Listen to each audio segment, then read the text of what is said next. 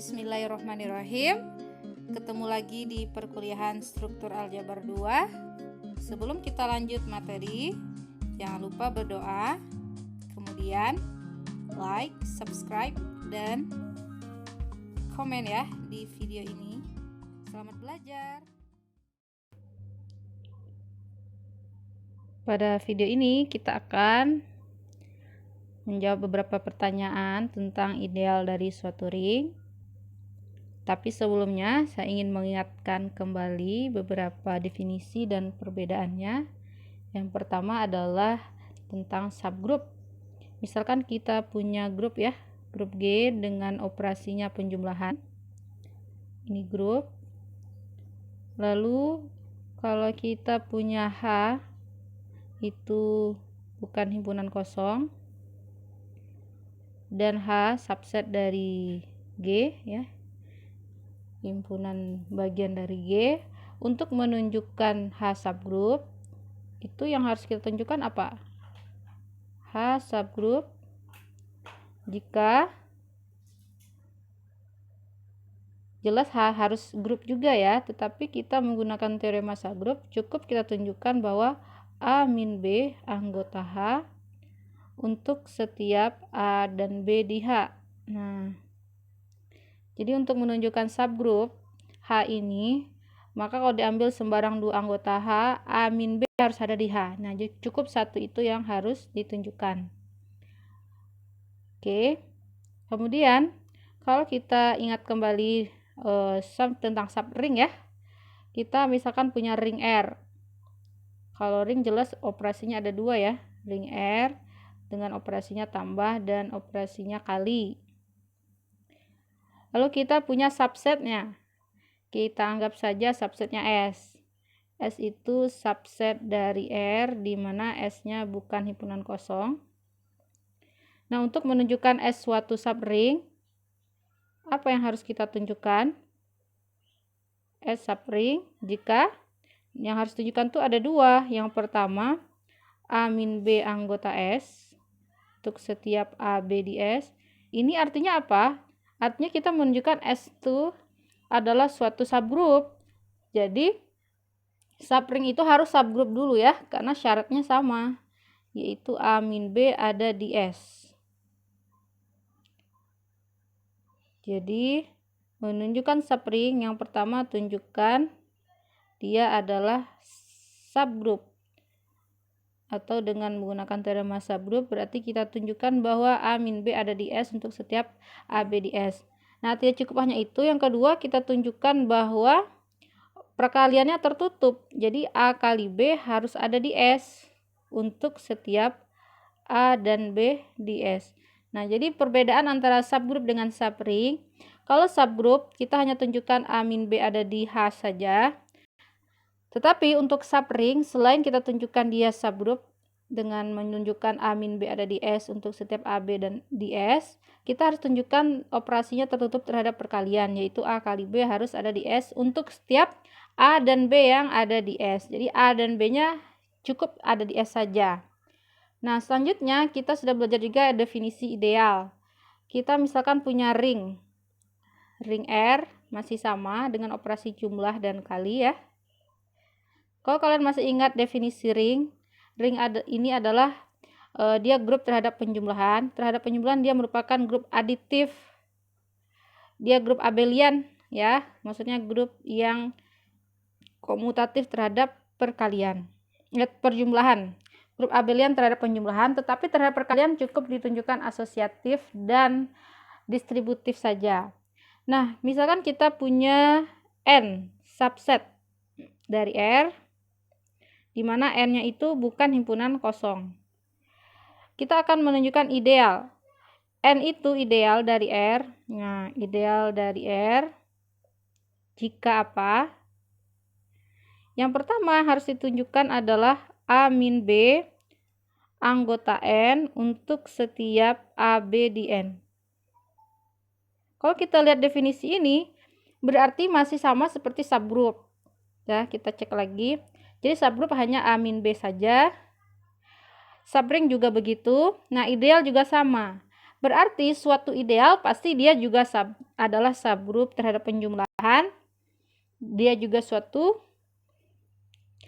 juga memenuhi seperti persyaratan subring ya. Tapi yang kedua harus ditunjukkan bahwa A kali R anggota N dan R kali A juga anggota N untuk setiap A yang ada di N, R-nya di ringnya ya. Nggak cukup di sini. Dan R-nya ada di ring. Nah, apa perbedaan definisi ideal dibandingkan dengan definisi subring? Kalau kita cek ya, untuk subring kita mengoperasikan perkalian antara dua anggota dari S saja harus ada di dalam S. Tetapi untuk ideal ini, ketika kita mengalihkan anggota N dengan anggota ring sembarang, hasilnya harus ada di N. Dan kedua-duanya harus ada di N, AR maupun RA. Ya, karena kalau salah satu saja berarti dia ideal kiri dan ideal kanan ya. Tetapi ini harus ada kedua-duanya. Atau bahasa simpelnya, seolah-olah ideal ini menyerap anggota ring R. Jadi kalau dikalikan antara anggota ideal dengan anggota dari ring, hasilnya ada di ideal N. Nah, seperti itu. Nah, kalau kita perhatikan definisi ini, berarti untuk menjadi suatu ideal, dia harus subring ya. Karena ini, AR ini, R-nya sembarang di ring. Sementara untuk subring cukup yang ada di S saja yang kita operasikan. Nah, berarti definisi dari ideal ini mencakup definisi subring. Jadi bisa kita simpulkan, suatu ideal pasti merupakan subring di R. Jadi kalau N ideal dari R, berarti N juga suatu subring dari R, tetapi tidak berlaku sebaliknya. Suatu subring belum tentu menjadi ideal. Jadi kalau kita punya S subring dari R, S belum tentu ideal. Karena ketika kita mendapatkan subring, kita baru mengoperasikan anggota yang ada di dalam subring ini saja, belum dioperasikan dengan anggota di luar S, anggota subring ini. Nah, tetapi kalau ideal harus dioperasikan dengan anggota lain yang ada di luar N. Nah, seperti itu. Oleh karena itu, suatu ideal mestilah suatu subring juga. Nah, makanya ketika kalian menentukan ideal dari suatu ring, contoh saja ya sederhananya, kita misalkan punya ringnya anggap saja Z6 ya. Ini sebagai ringnya. Ini ring kita Z6. Nah, bagaimana kita menentukan ideal-ideal yang ada di Z6? Jadi langkahnya sama saja ketika kita mencari subgroup atau mencari subring terlebih dahulu. Dari pengalaman yang sudah kita punya, ternyata semua subgroup dari Z6 merupakan subring, ya. Apakah dia juga suatu ideal? Nah, jadi untuk menentukan ideal-idealnya kita cari dulu subring-subring yang ada di Z6. Apa aja subring yang ada di Z6? Yang sudah kita tahu ya, jelas dia adalah yang pertama yang trivial ya, yang isinya hanya 0 saja. Kemudian kita menentukan 0 kita pasangkan dengan 1, jangan nggak bisa ya, seperti biasa 0, 2, dan 4. Ini juga merupakan subring dari Z6. Yang lainnya adalah 0 dan 3. Ini merupakan subring. Dan yang terakhir si Z6 sendiri juga merupakan subringnya. Jadi di Z6 subringnya sendiri yang sudah kita tahu sebelum-sebelumnya ada 4 buah subring dari Z6, yaitu 0 subring trivial ya. Kemudian 024, 03, dan terakhir si Z6 sendiri. Nah, kalau kita bicara tentang ideal, kita juga sudah bahas ya di materi ideal. Ini juga kita sebut sebagai ideal trivial. Nah, ini adalah ideal trivial. Z6 ini tak sejati ya. Jadi kedua-duanya merupakan ideal. Jadi ini ideal. Nah, bagaimana dengan 024 dengan 03? Ternyata keduanya juga merupakan ideal ya. Kita sudah mencoba mengoperasikan 024 dengan semua anggota Z6 karena ini ringnya bersifat komutatif ya. Kita tahu bahwa ini adalah ring komutatif. Z6 adalah ring komutatif. Jadi kita cukup tunjukkan ke kiri atau kanan saja. Kalau kalian masih ingat, kita pernah mengoperasikan ya terhadap perkalian. Contohnya 024 ini kan anggota dari subring tadi ya, 024. Kita operasikan dengan semua anggota dari Z6.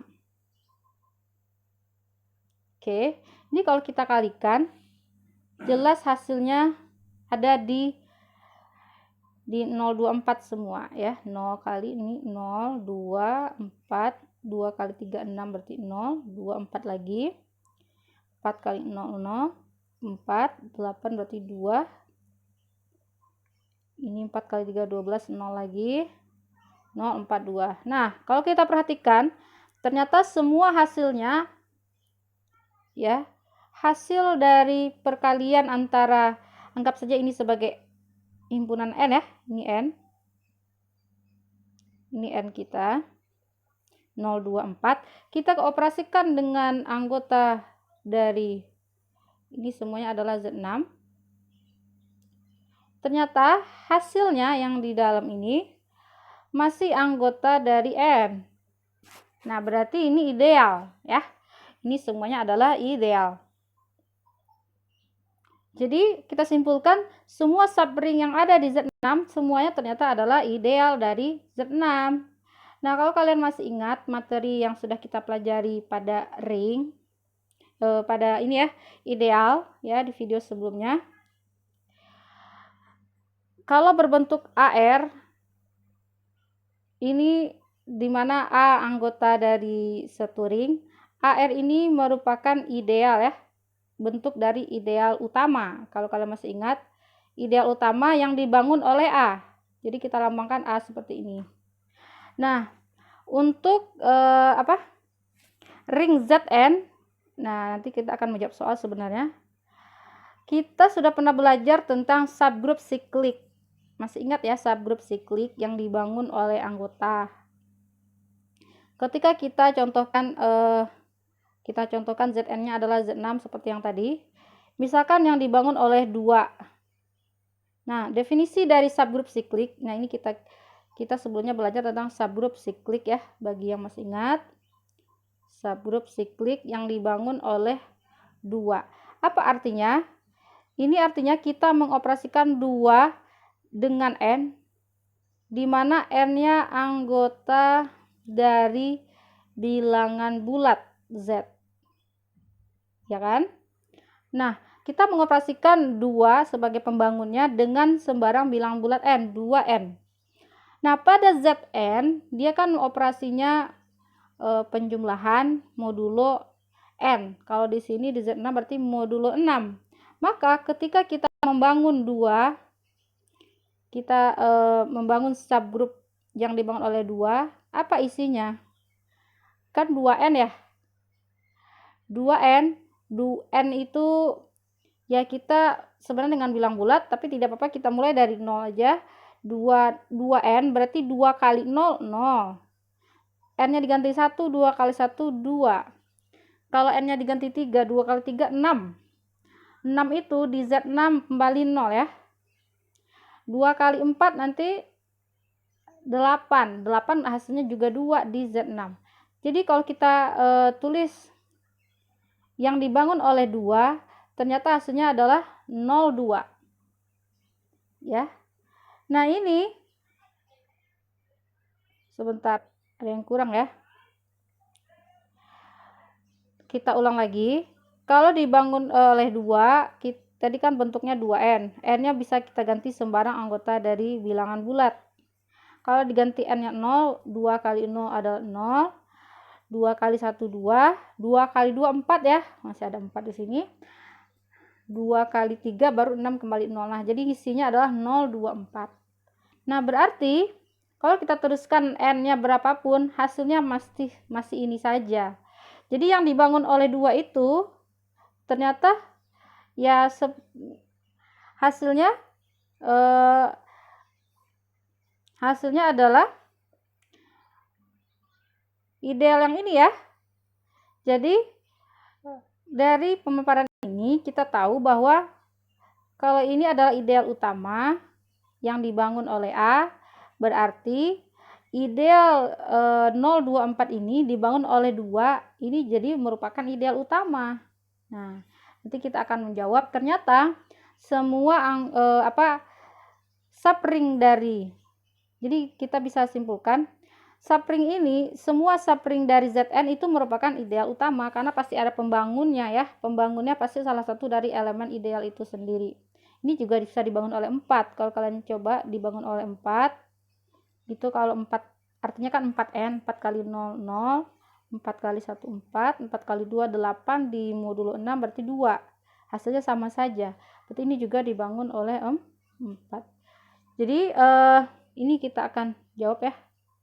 Nah, sekarang kita itu sedikit penjelasan. Oke, penjelasannya 15 menit. Semoga bisa membedakan. Kita akan jawab pertanyaan benar salah berikut ini. Nah, coba kita perhatikan. Yang pertama, tidak semua subring dari suatu ring dapat menjadi ideal. Nah, bagaimana menurut kalian? Apakah semua subring dapat menjadi ideal? Nah, untuk Zn tadi ternyata memang semuanya adalah ideal ya. Tetapi tidak seperti kita sudah belajar di materi ideal.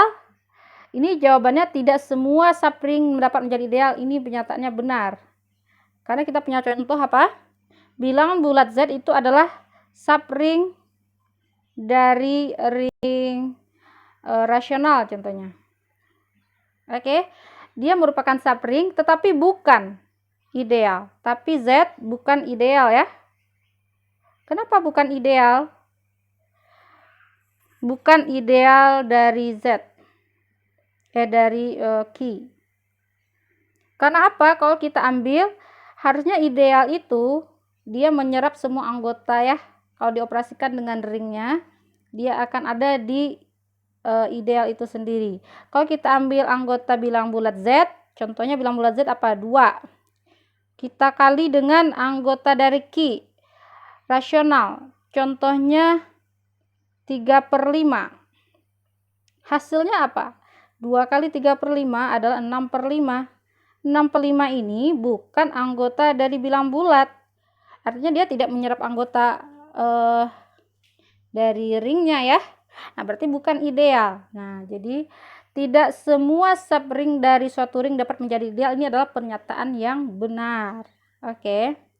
Contoh lain adalah bilangan rasional ini.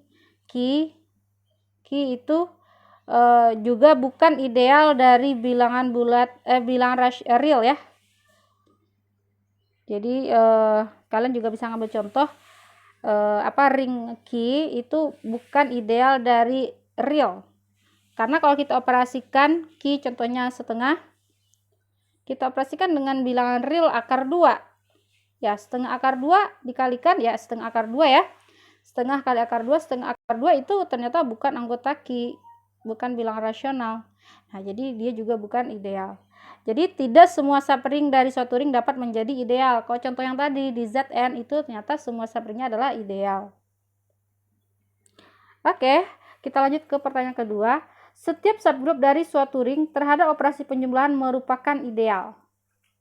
Kalau kita cermati, sebenarnya pernyataan 2 dan 1 ini hampir mirip ya. Kalau di sini subring, kalau di sini adalah subgroup. Kalau subring saja tidak semuanya menjadi ideal, apalagi subgroup ya. Setiap subgroup dari suatu ring terhadap operasi penjumlahan merupakan ideal. Ini pernyataan yang salah. Oke. Ya, sama aja contoh dengan yang tadi bilang bulat Z itu adalah subgroup terhadap penjumlahan ya. Dari grup apa? Dari ring Q gitu ya. Dia merupakan subgroup, tetapi bukan ideal. Dia bukan ideal si Z ini. Nah, ini bukan ideal. Jadi, ini hampir sama alasannya. Jadi ini juga pernyataan nomor 2 salah karena disebutkan setiap subgroup terhadap penjumlahan dari suatu ring merupakan ideal itu salah. Nah, kalau pernyataan pertama, tidak semua subring dapat menjadi ideal itu benar. Ya, jadi harus dibedakan pernyataannya. Walaupun 1 dan 2 ini sebenarnya hampir sama saja. Kita lanjut yang ketiga, suatu field F selalu memiliki ideal tak trivial sejati. Nah, kalau kalian masih ingat materi ideal yang sudah kita belajar sebelumnya, kita punya teorema bahwa setiap field tidak punya ideal sejati gitu ya.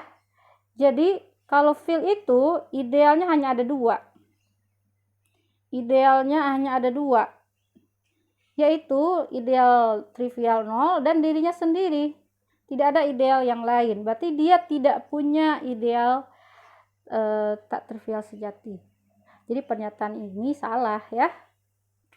Jadi kalian ingat lagi teorema itu. Apa alasannya suatu field hanya punya 2 ideal, yaitu ideal trivial 0 dan ideal tak sejati dia sendiri.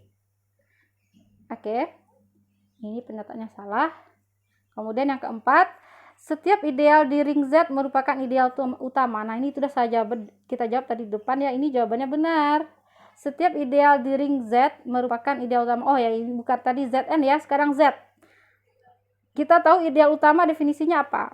Nah, saya ulang lagi. Ideal utama itu berbentuk AR. Jadi dia dibangun oleh suatu anggota dari ring. Nah, sementara kita punya ringnya Z. Coba kalau ringnya Z. Ya, apa bentuk ideal-ideal yang ada di ring Z? Kita udah tahu dia punya idealnya 2Z, 3Z, begitu ya. Jelas ini semua ideal utama karena 2Z berarti dibangun oleh 2. Ya kan? Bentuknya aja udah mirip nih. AR. Nah, ideal-ideal yang ada di Z itu bentuknya NZ. 2Z, 3Z, 4Z. Ini kalau 3Z dibangun oleh 3 dan seterusnya. Kalau 4Z dibangun oleh 4. Berarti ideal-ideal yang ada di ring bilang bulat Z itu semuanya adalah ideal utama. Jadi pernyataan ini benar ya. Oke, kita lanjut yang kelima. Setiap ideal di ring Zn merupakan ideal utama. Ini juga benar ya. Ini yang sudah kita jawab di awal tadi. Karena kalau kita mencari ideal yang ada di Zn, dia pasti dibangun oleh suatu anggota yang ada di dalam ideal itu sendiri. Nah, ini penjelasannya di awal yang tadi ya. Untuk sembarang Zn, dia merupakan ideal utama. Karena pengalinya adalah bilangan bulat. Jadi pasti contoh yang tadi ya, sederhananya di Z6, kita tadi punya ideal 024. Ini dibangun oleh 2 ya. Oke, ini dibangun oleh 2. Atau juga bisa dibangun oleh 4. Jadi seolah-olah dia berbentuk 2Z ya. Tetapi modulo N, modulo 6 di sini. Nanti hasilnya hanya 024. Tapi kalau di ring Z jadi tak berhingga banyaknya ya. Ini seolah ini tetapi dia modulo 6 seperti itu. Jadi setiap ideal di ring Zn merupakan ideal utama itu benar. Nah, yang terakhir, setiap daerah integral tidak memiliki ideal tak trivial sejati. Apakah ini benar? Setiap daerah integral tidak memiliki ideal tak trivial sejati. Tidak punya ideal selain dirinya sendiri dan ideal 0. Ini pernyataannya salah ya. Contoh daerah integralnya apa? Ya, daerah integralnya kita contohkan. Daerah integral itu kita contohkan adalah bilang bulat Z. Apakah tidak punya ideal tak trivial sejati? Punya. Dia punya 2Z, punya 3Z ya. Ini merupakan ideal tak trivial sejati. Ini semuanya ada ideal dari Z dan dia sendiri adalah daerah integral. Berarti pernyataan ini salah. Karena ada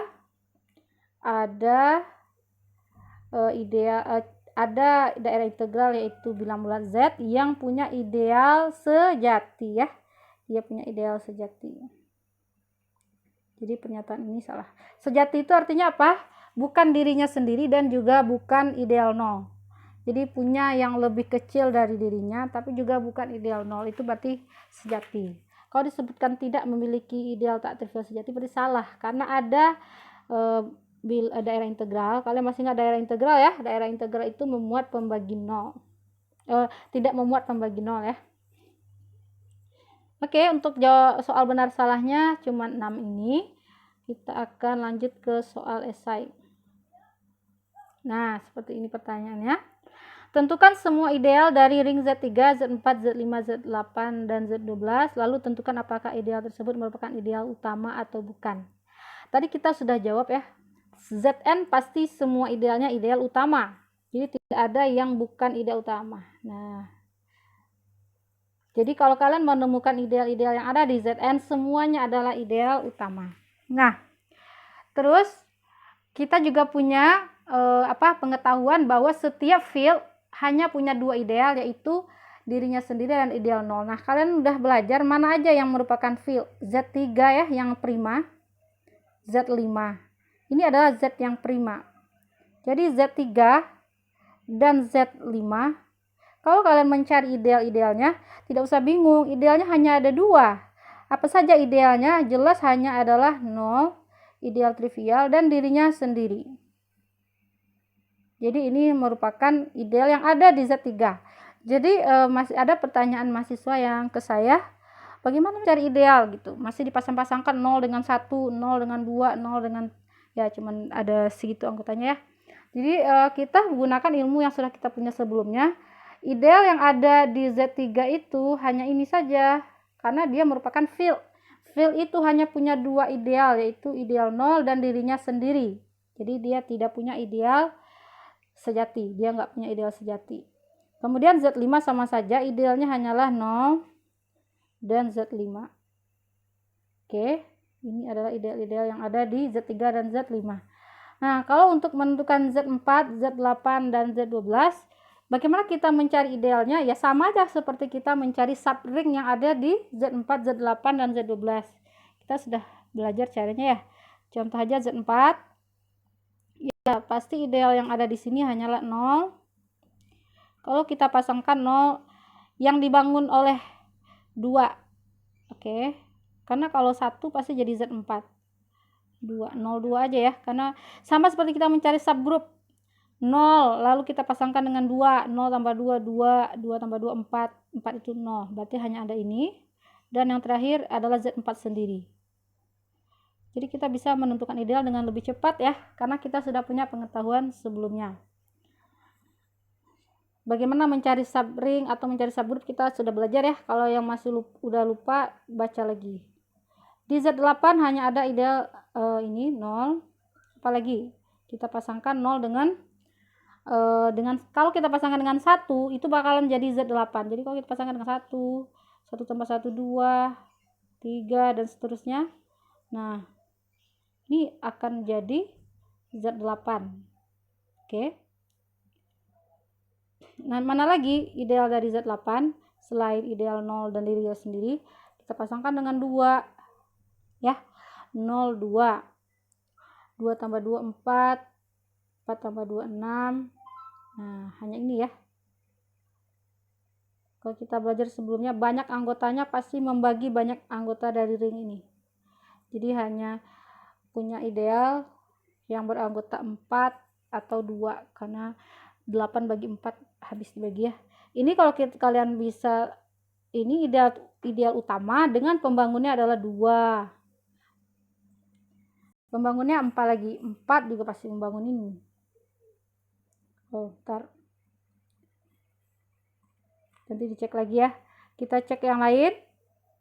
Selain 0, 2, 4, 6, jadi kita sudah punya ideal trivial dan dirinya sendiri. Kemudian pasti 0, 4 ya isinya.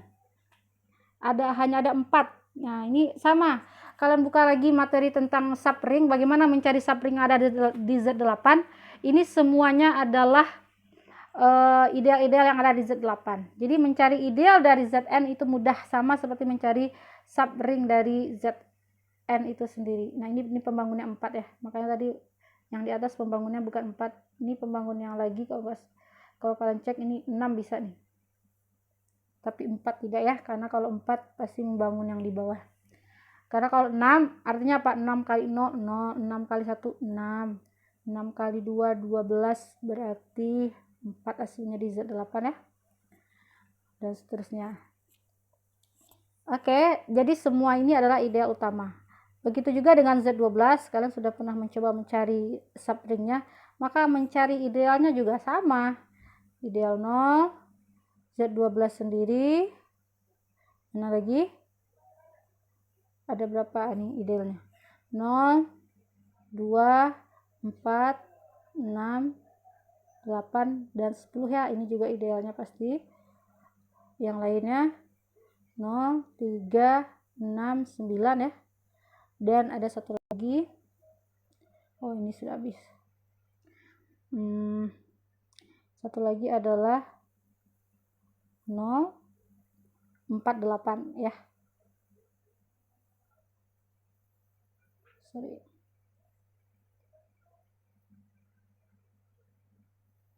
Ini udah selesai di sini. Oke.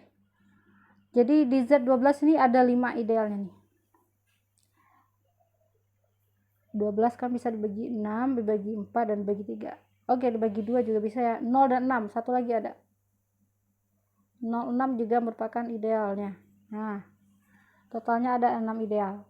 Nah, seperti itu kira-kira cara mencari ideal sama seperti mencari subring. Jadi kalau kalian sudah biasa mencari subring atau mencari subgroup, akan lebih mudah. Jadi tidak boleh bingung lagi ya. Kita lanjutkan. Manakah yang merupakan daerah ideal utama? Nah, kalau tadi semua Zn adalah ideal utama ya. Idealnya ideal utama.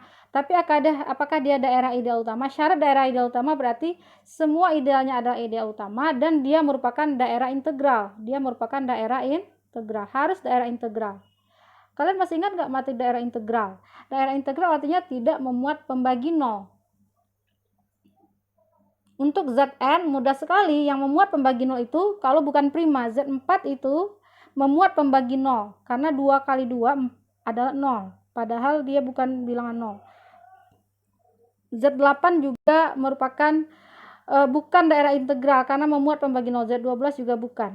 Jadi ini tidak akan mungkin jadi daerah integral. Jadi Z12, Z8, dan Z4 kita coret ya.